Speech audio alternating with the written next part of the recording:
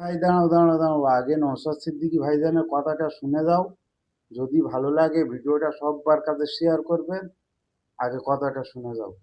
কেন্দ্র সরকার বলছে আমরা হিন্দু ভাইদের উপকার করব। বেশ ভালো, করো, অন্তত করো, কারো তো উপকারে আসবে, করো না। কিন্তু আমরা কি দেখলাম? আরে ভাই, স্বাধীনতার পর থেকে মুড়ির উপরে জিএসটি বসবে আমরা কেউ স্বপ্নও ভাবিনি। হিন্দু ভাইদের উপকার করতে এসছে, মুড়ির উপরে জিএসটি বসিয়ে দিয়েছে। আরে পরোটা পরোটা আমরা যারা খাই তাতেও জিএসটি বসিয়ে দিয়েছে হিন্দু ভাইদের উপকার করতে গিয়ে।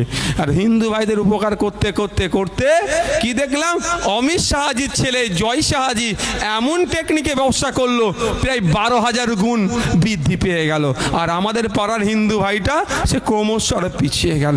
আর দেখেন না, আর ইনি এসেছিলেন মুসলমান ভাইয়ের উপকার করতে 2011 সালের আগে, খুব চিৎকার করেছিলেন এই সংখ্যালঘুদের ওয়াকফ প্রপার্টি, চাকরিতে সমস্যা, হ্যানে নেই তানে নেই, অনেক করব, আমাকে ক্ষমতায় নিয়ে আসো, আমি মুসলমান ভাইদের উপকার করে দেবো। আমাদের মুসলমান ভাইরা ভাবলো দিদিমণি হয়তো উপকার করে দেবে, কিন্তু তথ্য তুলে দেখুন, দিদিমণি যখন ক্ষমতায় আসে মুসলিমদের চাকরিতে প্রায় 4% ছিল, আর আজকের ডেটে মুসলিমদের চাকরিতে রসগোল্লা।